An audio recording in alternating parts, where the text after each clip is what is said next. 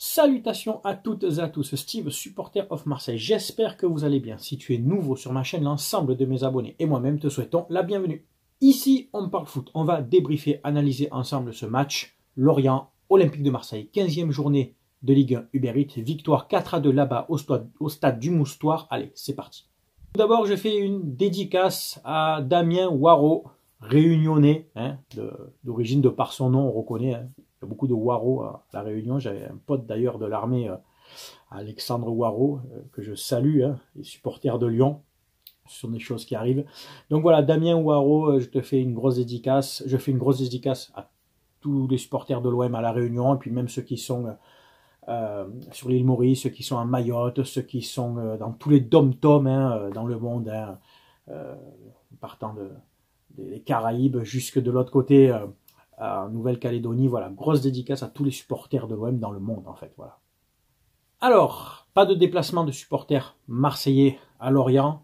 Décision de la Ligue, suite aux nombreux événements qui sont survenus malheureusement ces dernières semaines. Il y avait quand même des supporters marseillais un peu parsemés partout dans le stade, puisque Marseille remplit les stades, tu le sais, et puis il y a des supporters de l'OM aussi partout en France. Belle ambiance quand même au Moustoir, bravo aux supporters de Lorient qui ont encouragé leur équipe, même mené 3-0, ils ont continué d'encourager leur équipe, malgré leur situation aussi en championnat, ils sont avant-dernier ou avant-avant-dernier, quoi. Enfin voilà, ils sont pas très bien, mais à l'image de leur équipe, ils se sont battus jusqu'au bout, donc bravo à vous les gars. La compo, je te la mets ici tout de suite. Gattuso nous a remis en place son 3-5-2, donc Paolo Lopez dans les buts, la défense était Balerdi, Gigot, Mbemba, Lodi piston gauche, Klos piston droit.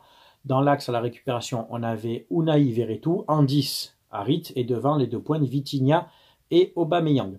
On attaque très bien le match, puisqu'à la 3e minute, sur un centre de Lodi, je crois, une remise de la tête de Gigot dans la surface, c'est dévié par Aubameyang, et Mbemba en renard des surfaces, qui traîne comme ça là, contrôle, et il la reprend tout de suite, plat du pied droit, ras de terre, et il trompe le gardien à bout portant, 3e minute de jeu. Bon, on domine très clairement cette entame de match, on gagne les duels, on est sur les seconds ballons, on fait un pressing haut, on étouffe cette équipe lorientaise, et à la 9e minute survient le 2e but, donc, et le premier donc de Aubameyang dans ce match, sur un centre de Mbemba, qui est une position un peu d'arrière droit à ce moment-là. Très bon centre dans la surface, centre plongeant, et but de la tête d'Aubameyang avec une très belle détente, le timing est très bon. Bonne détente, la tête elle est puissante, elle est décroisée dans le petit filet opposé, ça trompe le gardien, ça fait 2-0. Donc le but est très beau, le centre est millimétré, il est très bien tiré, et le saut de Aubameyang, donc on va dire son extension, d'accord, dans le timing c'est parfait, la tête est impeccable. Donc Mbemba buteur sur Aubameyang passeur, et inversement pour le 2e but. 2-0, 9e minute de jeu, on est bien. On continue de dérouler, on propose du jeu, Verretou et Unai sont à la récupération, Harit essaye de distribuer, Vitinha a une occasion de 3-0, un ballon dans la surface, mais sa frappe est trop écrasée et pas cadrée, c'est dommage pour toi Vitinha, mais il s'est bien battu, il s'est battu tout le match, mais il a été vraiment en manque de réussite. Et puis vient ce 3e but, sur un centre de Jonathan Klos, c'est Balerdi de la tête, Leonardo Balerdi, qui met ce but d'une tête puissante à bout portant. La détente aussi est très bonne, le timing parfait, le centre de Klos est dans la surface puissant mais précis, et donc ça fait 3-0, donc ce but de Balerdi. 3-0 à une demi-heure de jeu, on se dit on va dérouler, ça va finir peut-être à 6 ou 7-0, tu vois, ce que j'aurais aimé, comme toi j'imagine. Et non, on loupe même l'occasion du 4-0, et vers la 40e minute, Lorient revient à 3-1. Un centre qui vient de la gauche de notre défense, enfin de notre couloir droit à nous, donc l'attaque gauche de Lorient, ça arrive dans la surface. Une première frappe contrée par Balerdi, il me semble, ça revient dans les pieds du Lorientais qui refrappe instantanément, et ça trompe Paolo Lopez, 3-1. On se dit ce match est loin d'être fini. Et avant la mi-temps, il y a donc ce doublé d'Aubameyang. Alors, sur une passe de Verretou qui a la même position qu'Mbemba sur le 2e but, ballon en profondeur qui contourne la défense, d'accord, qui prend en revers la défense, Aubameyang plus rapide que son vis-à-vis, contrôle du droit, il se l'amène pied gauche, et il croise bien sa frappe à ras de terre devant le gardien, ça fait 4-1. pour la petite précision, il y avait 3 anciens Marseillais qui ont joué, donc Isaac Touré en défense, Benjamin Mendy qui a joué, donc qui a été buteur hein, contre nous hier soir, et Bamba Dieng, l'attaquant qui nous a énormément bougé. D'ailleurs, on attaque la deuxième mi-temps, pas de changement de l'autre côté, et la deuxième mi-temps était beaucoup moins bonne hein, du côté de l'OM. D'ailleurs, nous, on n'a plus rien produit, on n'a quasiment eu plus aucune occasion. C'est Lorient qui a essayé de produire plus de jeux. D'ailleurs, c'est eux qui sont revenus à 4-2 avec cette action notamment de Bamba Dieng qui élimine le défenseur d'un crochet du gauche, frappe du droit, c'est repoussé par Pau Lopez et Benjamin Mendy dans un angle assez fermé, hein, mais une frappe puissante. Pau Lopez ne peut que la dévier dans ses buts et ça fait 4-2. Malgré les 2 buts encaissés par Pau Lopez, il a quand même fait un très beau match. Beaucoup de frappes arrêtées sur sa ligne, le jeu aérien bon et le jeu au pied plutôt correct aussi. Il a quand même fait un bon match sur beaucoup de frappes, notamment un duel en première mi-temps avec Bamba Dieng, qui à ce moment-là, je crois, nous aurait fait revenir Lorient à 2-1, je crois, si je ne dis pas de bêtises. Donc un bon match de Pau Lopez. Dans l'ensemble, la défense a été bonne. J'ai trouvé Gigot un cran en dessous par rapport au match contre Lyon. Mbemba, buteur, défenseur, Balerdi aussi. Klose, dans l'ensemble, pour moi, a fait un match correct. Son carton rouge est très sévère. Certes, il met le pied un peu haut au niveau de l'abdomen du joueur lorientais, mais sans lui mettre le crampon en face. Hein, c'est l'abdomen dans ce sens, la jambe dans celui-là. Bon, c'est pas un jeu tellement très dangereux.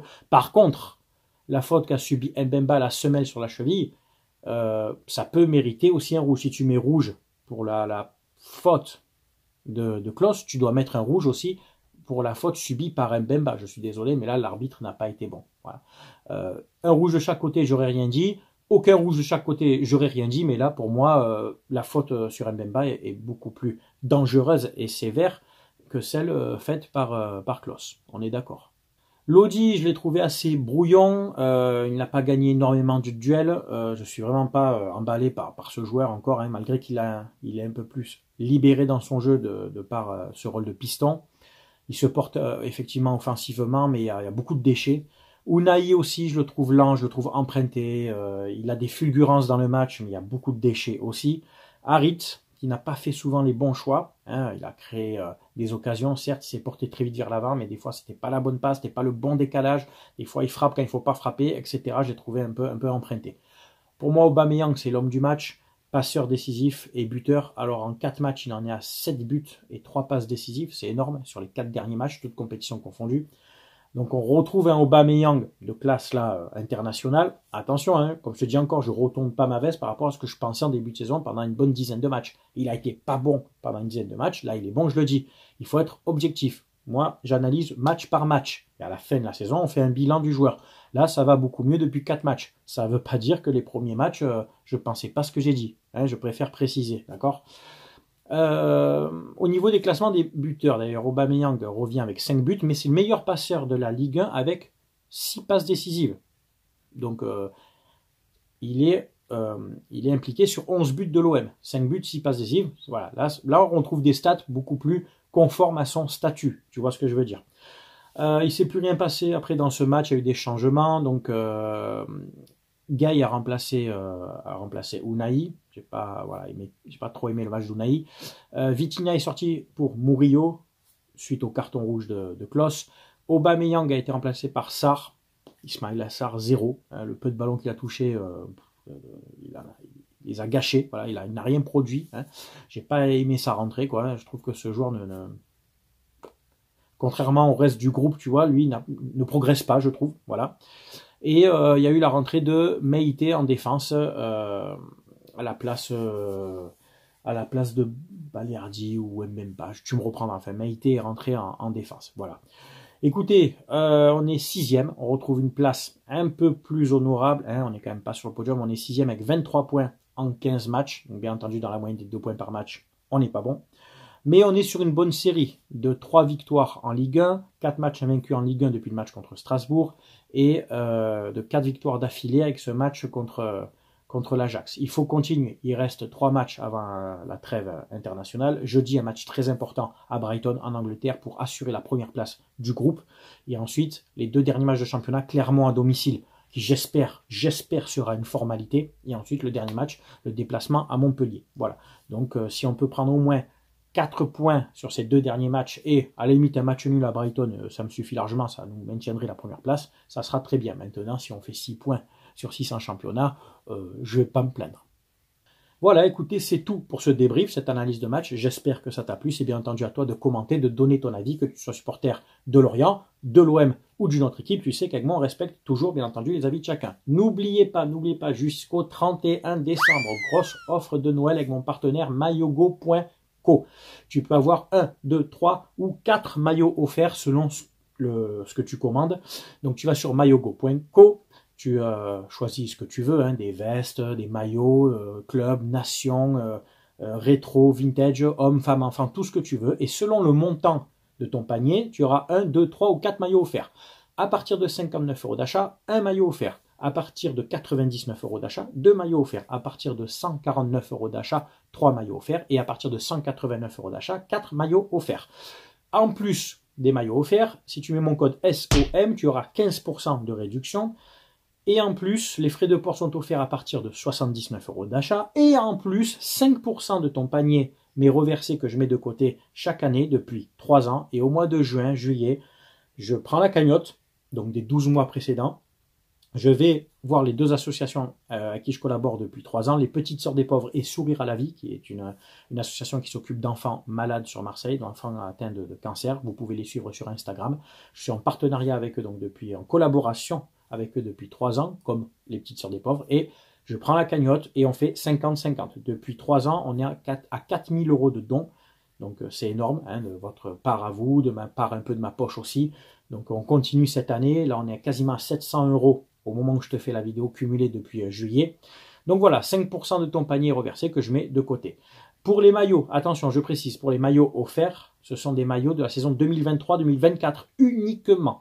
Club ou nation, d'accord, mais tout club que tu veux, hein, l'OM ou autre, toute équipe nationale que tu veux, France, Italie, Espagne, Algérie, Sénégal, tout ce que tu veux, mais 2023-2024, sans flocage, d'accord, et n'oubliez pas de mettre la taille. Donc tu vas dans l'encadré observation, tu marques maillot offert, mettons maillot Olympique de Marseille, blanc, taille L, XL, etc. Maillot Chelsea, par exemple, extérieur, donc tu précises extérieur, hein, voilà, domicile ou extérieur ou third, d'accord, et tu mets la taille bien entendu. Voilà, c'est des maillots de très très bonne qualité. Tu as des vestes comme celle-ci, tu vois, donc c'est à très très bonne qualité. Et ça fait 3 ans que je travaille avec lui et ceux qui ont commandé pourront vous dire, ils en sont très très contents. Voilà, c'est tout pour cette vidéo. J'espère qu'elle t'a plu. Je vous souhaite de passer une excellente semaine. Portez-vous bien. C'était Steve, supporter of Marseille. À très bientôt. Ciao ciao tout le monde.